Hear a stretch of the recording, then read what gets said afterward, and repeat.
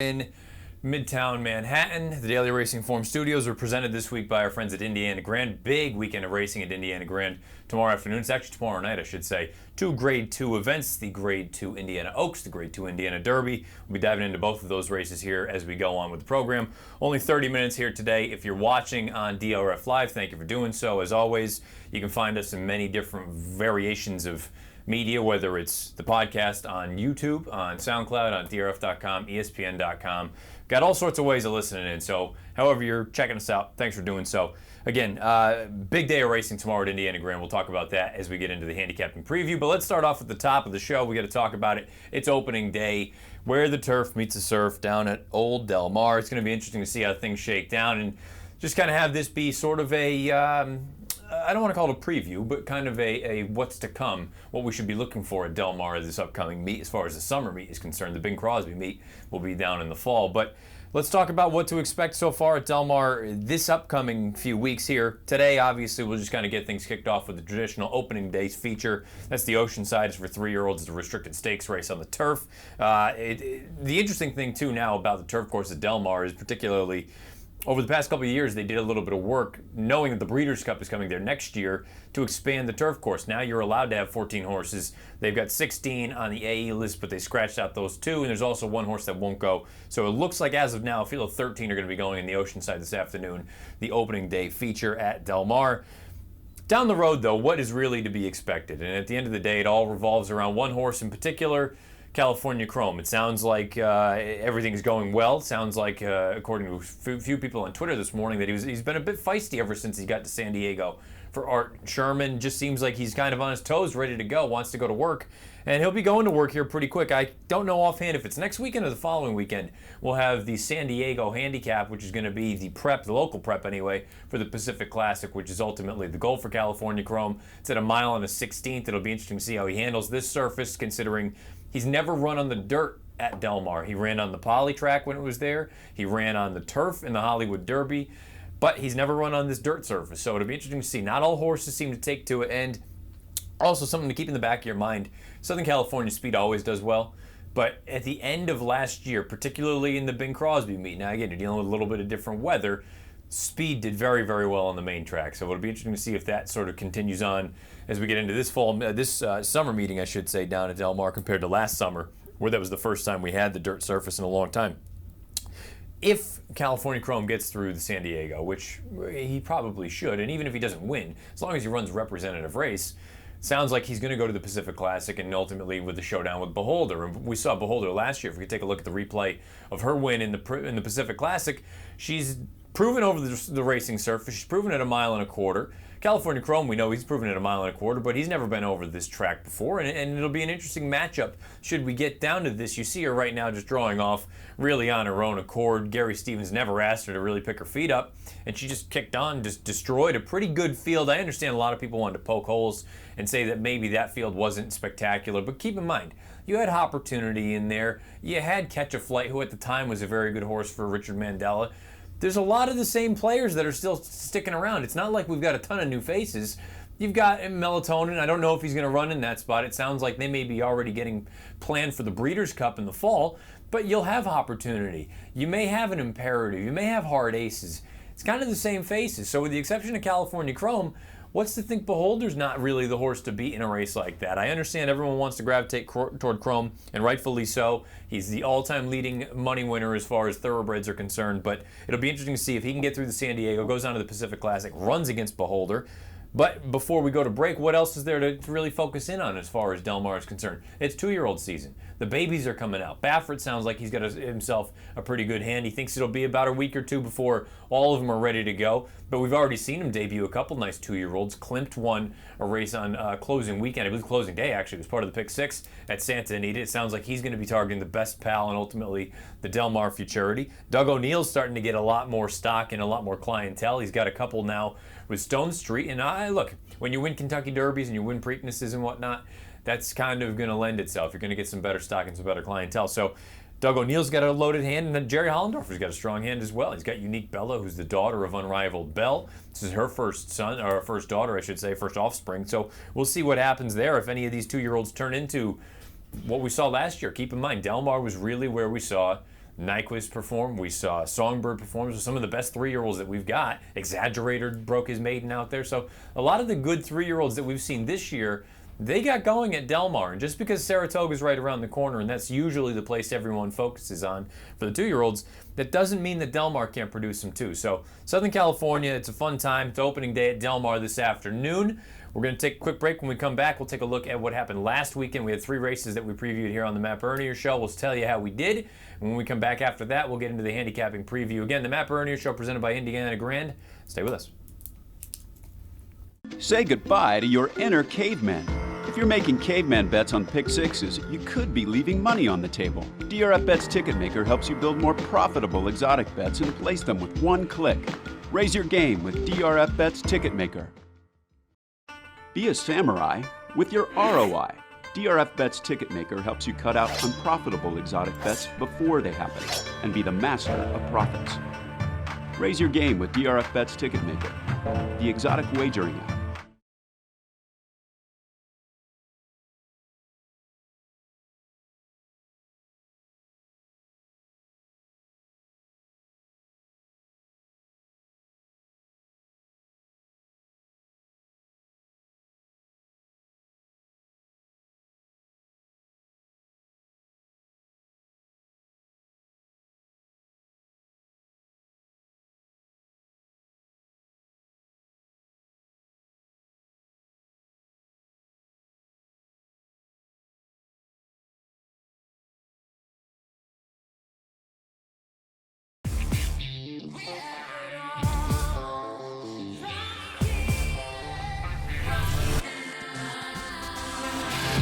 .1207 on the East Coast, 9:07 West Coast.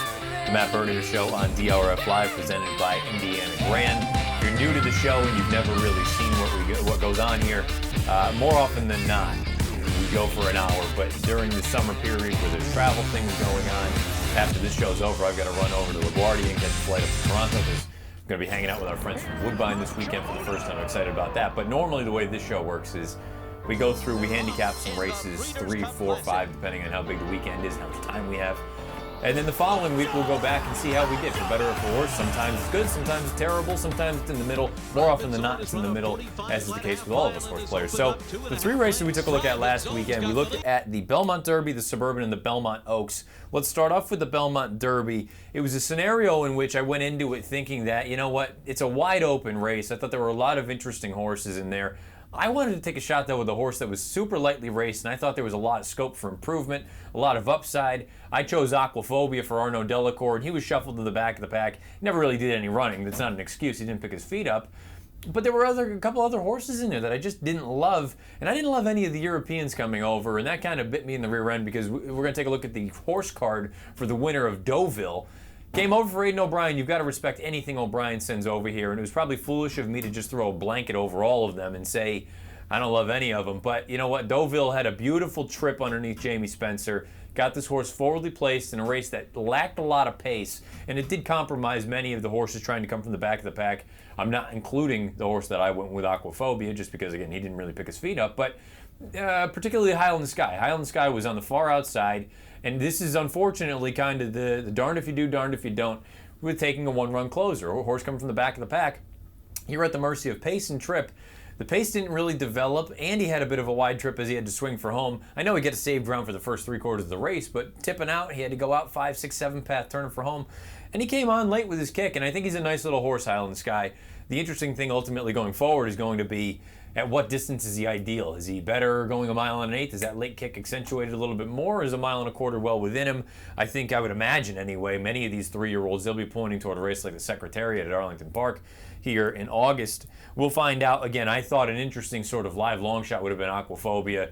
Unfortunately, no dice there. Deauville, all credit goes to the European connections, Aidan O'Brien and company. Jamie Spencer, again, a terrific ride. Well done there. The Suburban was an interesting race as well. 1 1/4 on the main track. We had a little bit of threat for rain for a long time, and thankfully it was just overcast. It was actually a really comfortable day out at Belmont.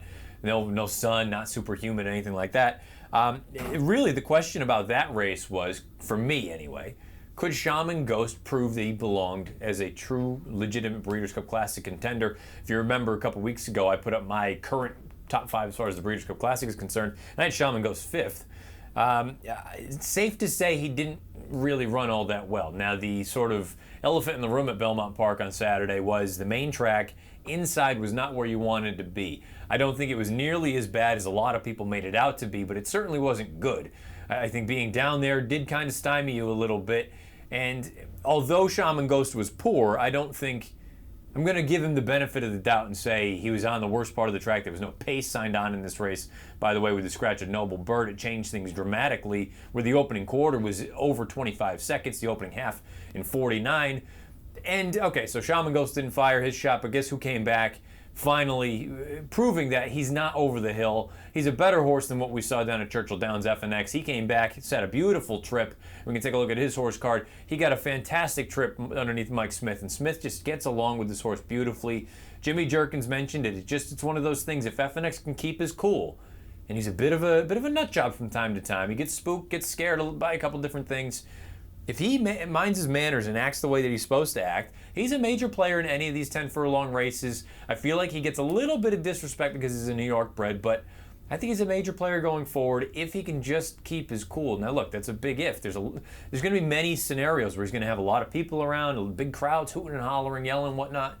It'll be interesting to see how he continues on and how he goes forward, but I think FNX, this was a nice redeeming effort for him. And hats off to Rick Violet. Huge effort out of Samra. I understand he was cutting those soft fractions, but still, it's a horse that did not want to lose down the lane. Got a career best 103 buyer for that effort in the Suburban. My concern is that really what he is? I'm having a hard time believing that all of a sudden he's a true classic contender. And we've got to talk about Mubtahish. I thought he was very good in his first start for Kieran McLaughlin.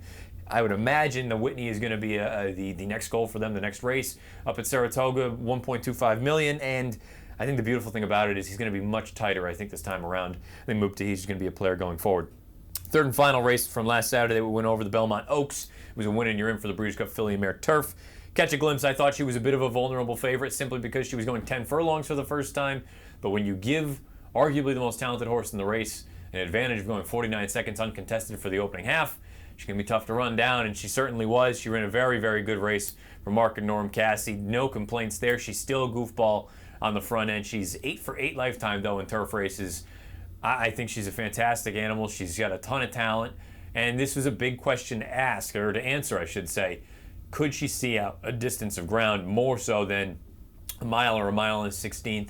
She did so. Now, look, if she got to take a little bit more heat early on, maybe things change, because the runner-up, the horse that I truly liked and I had everything keyed around, Time in Motion, I thought she ran a bang-up race for Jimmy Toner and John Velasquez. Thought Johnny V gave her a beautiful ride inside out, saved as much ground as he could, had to angle out 4 or 5 path turn for home, and she kicked on like a good thing. I think there are going to be races for her, particularly up at Saratoga when they get out to that mile and an eighth distance. But at the end of the day, I have no complaints about the way anyone ran, really. I thought everyone acquitted themselves pretty well. And it'll be interesting to see going forward. Again, going up to the Spa next Friday afternoon, it's opening day. We'll see just where these horses ultimately slot themselves down the road. Does Catch a Glimpse continue on and running these 3-year-old races up at the Spa? Do we get Time in Motion turning back from the mile and a quarter to mile and an eighth? And then as far as the Classic division is concerned, does Shaman Ghost get another opportunity? Does Mubtahish move forward in a race like the Whitney? And FNX, can he really confirm that he is truly one of the top 2 or 3 horses as far as the Classic division is concerned? So last week, bit of a mixed bag. Not bad, but not great. We'll move on. Hopefully we got some better stuff this weekend. 4 races coming up here when we come back from break on the Matt Berner Show, presented by Indiana Grand. Say goodbye to your inner caveman. If you're making caveman bets on pick sixes, you could be leaving money on the table. DRF Bets Ticketmaker helps you build more profitable exotic bets and place them with one click. Raise your game with DRF Bets Ticketmaker. Be a samurai with your ROI. DRF Bets Ticketmaker helps you cut out unprofitable exotic bets before they happen and be the master of profits. Raise your game with DRF Bets Ticketmaker, the exotic wagering app.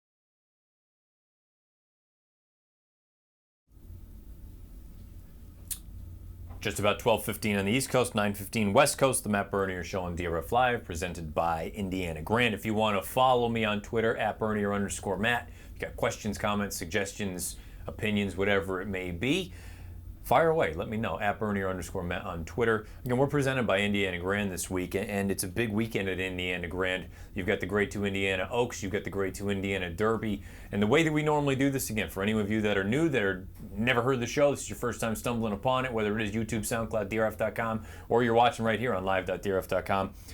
This is the handicapping preview that I just mentioned. We're going to go over 4 races, 2 of them from Indiana Grand. We're going to have 1 from Delaware and 1 from Santa Anita. And we'll go over the races, see what we can do. The interesting thing here is going to be, I give you my odds, what I think are appropriate odds for these horses, not the morning line odds. So when the graphics go up on the far right side, don't be thinking that, oh my God, there's a horse that's 49-1 on the morning line. No, that's what I think they should be as far as fair value is concerned. So just be prepared, and I'll walk you through it again if you need the visual, or if you're just listening via SoundCloud. I'll try to do as well as I can about verbalizing where I think each one of these horses stand. Let's start off with our featured events, or I shouldn't say our featured events, but our presenting sponsor, Indiana Grand. Let's start with the Indiana Oaks. If we could throw that up. You got a field of 8 in here. You get 3-year-old fillies going a mile and 16th on the dirt. Scheduled post time 9:11 East Coast. It's an interesting race because I think you've got a lot of, I don't want to say proper speed balls, but I think you've got a lot of horses that like to be forwardly placed. You can take a look again on the far right side of your screen. Those are my odds, what I would envision fair value being for these horses. I think Baffert's got a pretty strong hand in MZ coming in from Southern California. He had Family Tree. She's now with Wayne Catalano, and she hasn't done anything wrong. I pegged her at 2-1. I think she's going to go off shorter than that, though. MZ, I think there's a chance that I do get the 3-1 that I had kind of picked on her or propped up on her. I just love the fact that she doesn't have to have the lead. She can be forwardly placed. She can adapt to whatever pace scenario is presented to her. And Dan Illman and I, we've got a full preview up on the website, video.drf.com, of this race, as well as the Indiana Derby, as well as the Royal Pick 4. You're going to want to take a look at all that. But it's just a scenario where I look at it and say, Family Tree, she's good. And right now she's razor sharp, can't take anything, can't knock her really. I guess she's at a short price. I don't think she's got such an advantage over the rest of this field. I think the most likely winner is the 7 Family Tree, but I'm not afraid to take a shot against her. My pick in the race, which we don't have up on there, but again, in the stakes preview we talked about it, my air quotes pick would have been MZ. But a live long shot is the 8 Walkabout. I just think this horse is coming into it in really sneaky form, starting to put everything together. Now, maybe this isn't the spot. Maybe this is biting off a little bit more than she can chew. But I think she's really coming into it in sneaky good form. I've got her at 7-1 as far as my line is concerned. That's just basically on par with Dothraki Queen. Now the difference is Walkabout, I think, has got a little bit more tactical speed than a horse like Dothraki Queen. She's, I think, a confirmed one-run closer. Should be coming from the back of the pack, and she is reliant upon pace and trip. Like we talked about with a horse like Highland Sky, you're always going to be at the mercy of pace and trip coming from the back of the pack. That's the same with Dothraki Queen. That's why I have her picked only underneath and not on top. But I think the Indiana Oaks, very fun race. If we could just take a look at the entry card one more time, Brandon. I think it's a really good fun race. I think you can go any number of ways. My most likely winner is the 7 Family Tree. I've pegged her at 2-1. I don't think you get 2-1. My air quotes pick is the 6 MZ. I've pegged her at 3-1. If I could get 3-1, I may make a little play on her and a live long shot, the outside run of the 8 Walkabout at 7-1. Let's move on to the Indiana Derby. This is for the 3-year-old boys under the lights at Indiana Grand. You've got a field of 12 signed on in here. Again, salty little race, but really, it just kind of comes down to Cupid. If Cupid runs the race he's capable of running, he's just simply better than these horses. That's a big, big if. And I think a lot of people are going to look and see when we flip to page 2, my odds on Cupid at 5-2. You're going to think that that's foolish and you're never going to get it, and you're right. I'm never going to sniff 5-2. The reason that I've pegged him in there at that number, I put him right around 29%. The problem is you don't know what kind of Cupid you're going to get. If I could know right now that I'm going to get the Rebel Cupid, the Cupid that ran a hole in the wind that I said in the stakes preview, that I still think is the best 3-year-old performance of any 3-year-old leading up to the Kentucky Derby, and I guess maybe with the exception of Nyquist's Derby and Preakness. I mean, I think it's right there in that same sort of air, because I think his effort down there at Oaklawn was tremendous. If I could be guaranteed I was going to get that Cupid, he'd be much shorter than 5-2, but I'm not guaranteed to get that. His 2 most recent starts are both a bit of clunker. I'm going to take a shot with him in this spot. I think he's the most likely winner by far, but at 5-2, that's the only time I would play him. If you're looking for a live long shot, I think Seeking Blame is a little bit interesting, the number 7. For Dallas Stewart, this is a horse, broke his maiden most recently, first time going 2 turns, still kind of green. You see that the ears are up all over the place. I love the way that he finished, though. I think distance is his friend. And 2 back, he ran 3rd in his debut to a horse called The Player, who's also going to be in this spot. I made The Player 5-1. I think he's a very sneaky player. No pun intended. I think Illman picked this horse on top as well. A lot of potential in this spot. I think you've got some legitimate... Again, I sound like a broken record. It comes down to Cupid. If Cupid runs his race, he's winning the race. There's no questions about it.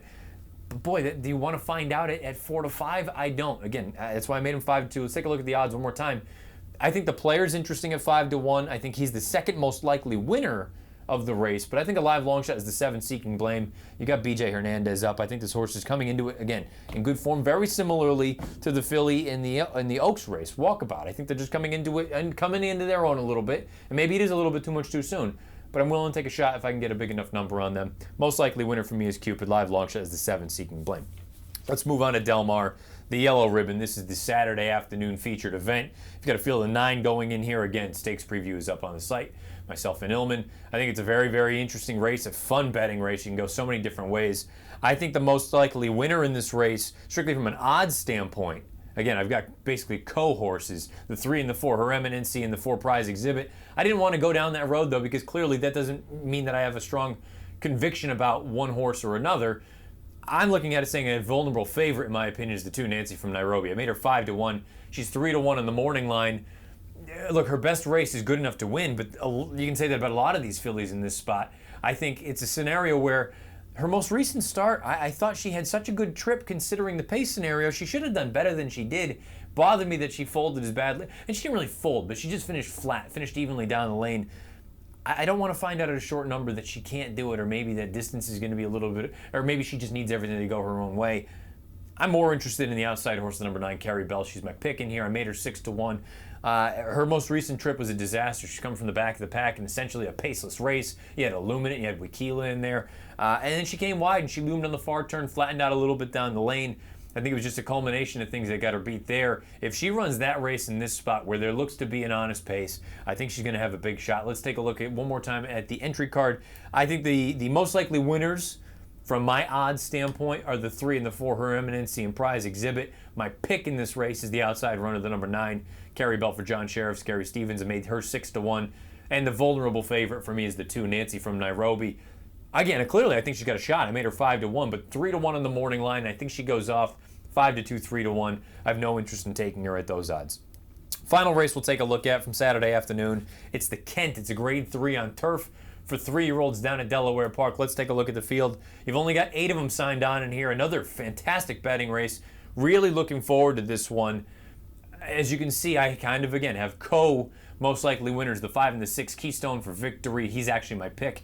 The 6, American Patriot for Todd Pletcher, Jose Ortiz. I'm looking at this race saying the morning line favorite is the 2, Inspector Lindley. He's 5-2. Inspector Lindley, from a speed figure standpoint, fits in here beautifully, and he needs to be considered one of the major players. He's 1 for 7 lifetime with 4 in the money finishes otherwise. I don't trust him as far as I can throw him. At 5-2, you can have him. If you told me I'd get 6-1 on him, sure, I'd be interested. I'm calling him a vulnerable favorite because he just seems to like to run underneath, doesn't like to get the job done all the time. I think he's a very talented horse. I had huge hopes for him coming out of Gulfstream when his 2nd and 3rd lifetime starts popped 88, 89 buyers. He's kind of plateaued. He just hasn't gotten any faster. I think those 2 horses that I like in this spot, the 5 and the 6, Keystone for Victory, American Patriot, I think they're on the uptick. I think they're getting better. They could each work out good trips, particularly the 5, Keystone for Victory.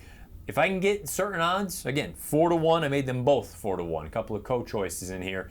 I didn't want to term them most likely winners because, again, that doesn't really give off a super strong opinion. I made them both 20% chances in this spot. But at the end of the day, I think the 5 and the 6 have got good shots, particularly against the most likely favorite, who is the 2, Inspector Lindley. He's 5-2 on the morning line. I pegged him at 6-1.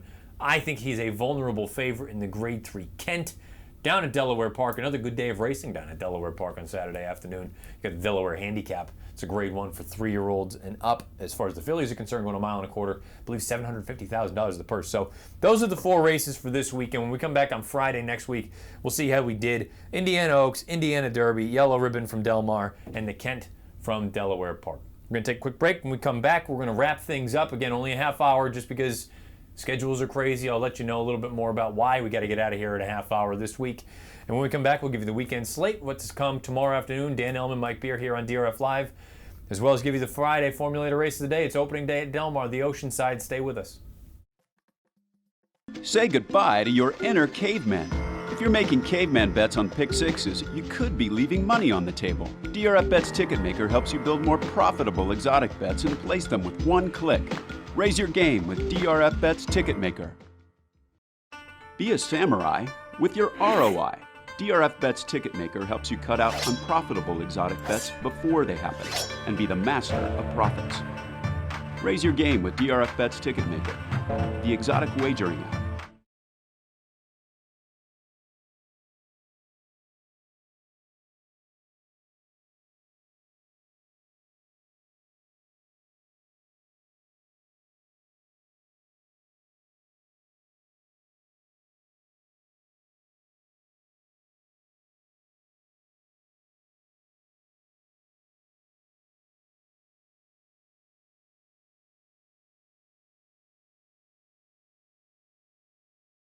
$12:26 on the East, $9:26 on the West. Matt Bernier Show on DRF Live, presented by our friends at Indiana Grand. You can fire away on Twitter at me, at Bernier_Matt. Our buddy Lou Monaco just tweeting out the Open, who takes it this weekend. Well, I had someone else ask me that earlier in the week, and I said I probably am going to bury him for this. I like Graham Motion. Graham Motion's a trainer. I like Graham McDowell coming into the week. Yesterday he was 4 over. I have not seen how he's fared today, if he's gone off yet. I do know Phil Mickelson just went scorched earth yesterday over there at Troon. Just missed out going for 62, which would have been the all-time record as far as a major is concerned. He fired 2 under 69 this morning, so he's at 10. Henrik Stenson breathing down his neck at 9 under, I should say. Threw up 65 this morning. So the conditions, it's turning much more into an Open. It's been a while. It seems like yesterday it didn't look like anything. It looked like a Muni track out there. Today it looks like the Open, and it looks like maybe even tomorrow there may be a little bit more weather as well. So cut day today at the Open, always fun. Always nice to get golf in early on in the day where you don't have to worry about, you can go out with the significant other, do what you got to do, whatever. So as far as tomorrow is concerned here on DRF Live, every Saturday we have action for you starting at 4 o'clock Eastern. Let's take a look and see what we've got on deck for you tomorrow. And I say we, it's Dan Illman and it's Mike Beer. They're going to bring you through the entire card starting at 4 Eastern right through the Warrior Veteran Stakes at Indiana Grand. I'm sure at the end of this card they'll end up throwing up the previews or the Royal Pick 4 for our friends at Indiana Grand, let you know what's coming up for the rest of the evening. Keep in mind, you've got racing all day. Tomorrow's going to be the first Saturday down at Del Mar. You've got all sorts of good stuff going on. Belmont action, Woodbine. I will be up at Woodbine starting this afternoon. I take off about 4:30. That's why we're going to cut this thing down to a half hour. I'm going to head up there. Our friends up at Woodbine in Toronto is my first time up there, so I'm looking forward to it. I'll be there with Tommy Massis, who is the Breeders' Cup Betting Challenge champion, Peter Thomas Fornatale, DRF Tournament Editor, and Jonathan Kinchin, reigning NHC Tour champion. We'll be doing a seminar tomorrow, 11 o'clock Eastern. If you can't be at Woodbine, you can stream it on Woodbine's site. We'll go over that, and we'll have some fun for the rest of the day and the rest of the weekend. So we'll be up there and come back on Monday to do the weekend wrap with Mike Beer. So it'll be interesting to see. We've got some good racing on deck this weekend. But guess what? The fun starts today. If we just, I should have gotten in Brandon's ear a little earlier. We could have gotten some Bing Crosby queued it up and teed it up where the turf meets the surf down at Old Del Mar. It's opening day. It's always fun down in San Diego. We'll see how things shake down. The opening day feature is the Oceanside. Also happens to be the Formulator Race of the Day for today. We're going to send it to that.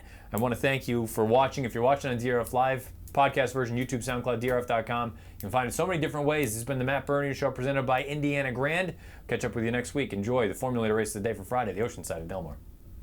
Hi everybody, Dan Illman, Mac Bernier. Summer's officially here now with the opening of Del Mar. Race number 8 at Del Mar is historically the opening day feature. It's at a mile on the turf. It's the $100,000 Oceanside, a restricted stakes race for 3-year-olds on the turf. Let's take a look at this field. It's a wide open race, it's a big field, and it looks like a good betting race. You can go 15 different ways in a 14-horse field. I think it's a really good race. It's a good way to get things going. Back on the turf for the first time in weeks since, Santa Anita, they're going through the transition period. We get back down to Del Mar. They expanded the turf course a couple years ago.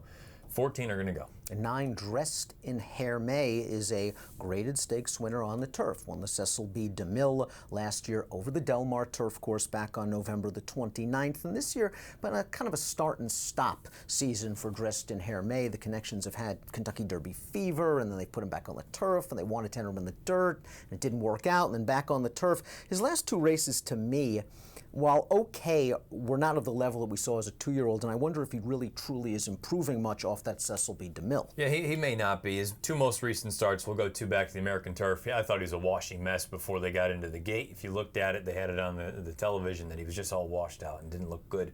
I'm not going to hold that one against him. The Pennine Ridge, he just was even throughout. I didn't think he picked up his feet at any point. He didn't run terribly, but he didn't offer anything that would give me reason to think that in such a salty field, I want him at a short price. He's 9-2 on the morning line. I don't want anything less than 15. Yeah, the Pennine Ridge, a fairly decent race. Highland Sky, the runner-up, came back to run second again in the Belmont Derby last week with a 93 Beyer. I just haven't seen that improvement, though, from Dressed in Hermé over his recent starts. And like you, I think 9-2 in a very competitive field, it's a bit of an underlay. The 13, Mr. Rory, came into the Rainbow Stakes as a maiden and a 38-1 shot at that, and he beat 4 of these horses in a gate-to-wire performance. I thought it looked like he was falling down at the end of that race, and there seems to be some other speeds he'll have to deal with here. He's going to be a much shorter price, I would think, than 38-1 in the Oceanside. You can have him. The good thing about him, though, this time around, you're going to cut back from 9-8, and maybe that's going to be the difference maker. He was 38-1 last time. I would want pretty darn close to 38-1 this time. Formulator fact horse down towards the inside is Diplodocus, who is returning to turf after finishing 5th over sloppy going against Exaggerator in the Santa Anita Derby. I won't hold that race against him. I think he's probably going to be a turf horse. I think his lack of speed works against him, and I think he might want a little bit more ground than a mile. Yeah, and I also question how good he actually is. Now, maybe the jury's out, and we haven't gotten to see what he actually can do, but I thought his El Camino Real Derby was just fine. I didn't think it was anything spectacular. That race as a whole hasn't come back all that strong. If he beats me, beats me. Several horses coming off fairly sizable layoffs in the Oceanside. The 2, Moonlight Drive, an Italian bred trained by Bob Baffert, made a successful North American debut, but that was way back in February. He took money that day. He showed nice tactical speed. I think a good trip is coming under Bejarano, where he can grab the pocket going into the first turn. Will Bob have him ready to rumble off the bench? Yeah, look, if you can trust anyone off a long layoff, it's Baffert. I like this horse a lot. I picked him second. He's got good tactical speed. His North American debut, keep in mind, that was off of a substantial layoff as well. That's not an issue for me. It's just a matter of he's catching a really salty field. I think he's probably up to it. I won't be stunned at all if he wins. I picked him second. Imperious One, the number 3, hasn't been out since January the 24th. That day for trainer Doug O'Neill, he went right to the front, back down the fractions, and scooted on home. It was a really visually impressive performance for Imperious One, but that race was over good turf, and he hasn't been out since January. Been gone for a long time, and again, this is a small sample size, but past 5 years, turf, 61 to 180-day layoffs, non-graded stakes for O'Neill, 0 for 13, 5 hitting the board. I thought visually it was good. Maybe he is still on the improve. I just want to see one. This will be the first start of the year for the number 10, Hollywood Don, who finished 3rd in the Grade 1 frontrunner behind Nyquist on dirt last year, but his big wins have come on turf. We haven't seen him, though, since the Los Al Futurity. Peter Miller does do well and can get it done off of layoffs, and really his only bad race on turf recently since the career debut, that was the Breeders' Cup Juvenile Turf, and just draw a line through over the yielding going. Yeah, I mean, you think about it. This is a 2-year-old in September that earned a 79 Beyer on turf going 2 turns. There's no reason to think the talent isn't there. The question is going to be, is he ready to go? First start as a 3-year-old, I'm going to side against. Architure, the 8, Tristan's Trilogy, the 6. They ran 1-2 in the Singletary Stakes at this distance at Santa Anita on May the 14th, and they came back to fairly bomb in their subsequent performances. Architure, I thought, would run really well in the Rainbow, seemed well placed, and never could do anything behind Mr. Rory that day. Tristan's Trilogy came back in a non-winners of 1 other than, albeit against some older horses, and was awful. Can we make excuses for those bad races? Anyone that's paid attention knows I I've never been a big fan of Tristan's trilogy. I just don't think he's quite of the same caliber as some of these, and that for me was sort of the glaring move for Archer two-back. The fact that Tristan's trilogy came as close as he did. Now look, Archer kind of pulled himself up and got a little bit goofy. He galloped out really well that day. The Rainbow, I have no excuse. He was just terrible. Maybe it was a combination of the distance and the class level. He'll cut back to a mile. Maybe that helps him. I don't like him. Monster B, first time Peter Miller. This horse was a winner of a non-winners of one other than at Churchill Downs last time out. The Beyer speed figures seem to be going the right way for the son of Hat Trick. And his running style, well, it might play. He's got a nice stalking gear, and there seems to be some speed to set him up with Mr. Rory and Blackjack Cat and a couple of others. Nice little horse. I think the question is going to be the class. Does he really fit in with these? We'll find out here shortly enough. I think the morning line of 12 is pretty accurate. I want him about 13. You like the 4 Path of David, another horse coming off a little bit of a layoff. They tried him in the Bob Lewis on dirt, and please don't hold that race against him. It's not what he wants to do. He's a turf horse, and his win in the Eddie Logan last year on New Year's Eve, that was a big performance. An 81 Beyer speed figure for a 2-year-old, that's pretty good. And he beat a decent horse in Imperious One that day, who we have already talked about. The question is, again, can Kristen Mulhall get this one off a long layoff, ready to run in a competitive race? Yeah, we'll find out. Percentage-wise, this may not sound awesome. Past 4, 61 to 180 days in route races, 6 for 32, 241 ROI. This is the kind of horse that, from a fig standpoint, sure, he's slow.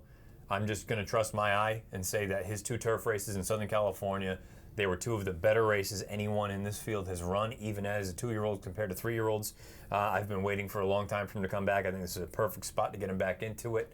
I think he's a serious turf horse. We'll find out. I made him 6-1 from the 12-1 morning line. I think the 7 Ebadon is a serious contender in here for trainer Neil Drysdale. This is a horse that sold for $95,000 overseas in February. Showed up in North America in Neil Drysdale's barn as a gelding. It was a fairly explosive kick from the back of the pack going down the hill to win his North American debut. And last time out, he was in a very good field of older horses. His buyers put him right there. His effort going down the hill was the first one that kind of made you say, oh, he can run a little bit. Then when they come right back and they take on older horses, and I think particularly the winner that day, I think Ohio's a pretty good horse. We may end up seeing him this weekend in one of the big races.